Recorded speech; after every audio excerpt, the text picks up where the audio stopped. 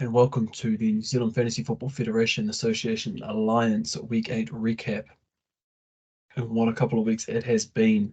If you watched the Premiership, actually, I didn't explain the Championship.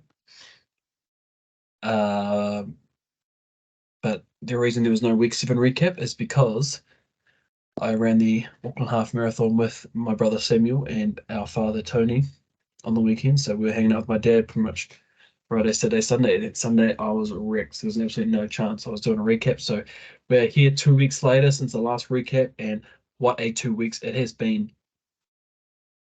We see Dan White drop down to 3 and 5 with a big win from Scarecrow 3 NZ safety and numbers with a 220 score. So remember his team was looking pretty bad at the start of the season, so it's good to see him bouncing back, both sitting at 3 and 5. Let's have a look at the matchups.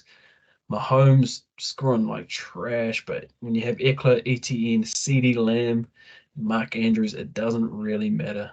Cortland Sutton salvaging a good day with the touchdown there, and Tyler Boyd getting the touchdown. So Tyler Boyd winning carry, interesting. The defense doesn't really need to do much when you get in those offensive performances, and Dan White not doing much. So we'll leave that there. The Hurts Locker versus my Balzac. My Balzac is Erting for you, Ewan. Scoring 148 is terrible. It's Aaron with Jalen Hurts, King Henry, Saquon, AJ Brown. When you got Hurts, AJ Brown, doesn't even matter. Downs and Nakua is nice. Nico Collins, okay. And then Logan Thomas with the big game. So love to see it from Logan Thomas.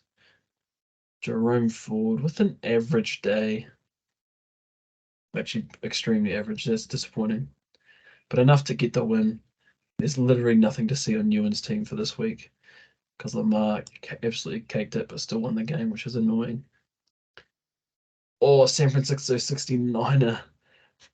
Oh, so you were 3 and 2, now you're 3 and 5. A tough loss over Jakob Uschweiler. I see all of his points right here. So here, Burrow, Robinson, James Cook, Calvin Ridley, Ayuk. Man, a lot of double digits there. Godwin, nothing amazing. Thielen, but just double digits in the tens. So if you have every player that gets 10 points, you're going to score 170. So it doesn't take a lot above that 10 points per person to get a decent score. So Drain just ousting Zar there to go 5 and 3, and Zar's at 3 and 5. Next knock with a huge score. Tua, Jacobs, Kamara, Pittman, and D Hop. Why was I the only one not to start D Hop? It's so annoying. Tyler Lockett, Brees Hall, massive score. Metcalf.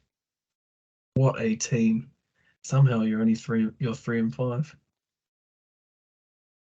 I mean, defense didn't do much, but your offense absolutely exploded. Still 212 from John 4747, but not enough to get it done against Knicks Knox today. Love to see it. And then Messi and Miami going 7-1 with the big 260 score. Josh Allen scoring nearly 50. DeAndre Swift, Tyreek Hill. That's right. I keep forgetting about the super team that he's got going on here. How do you beat it? He's just scoring massive, and then he's got Kittle popping off. His defense literally doesn't even need to be good, and it is good. Harold Landry, Danielle Hunter, Aaron Donald popping off for 260. Rip Fraser, Chrissy looking great, mate. And then Pickensburg versus Gordon Ramsay.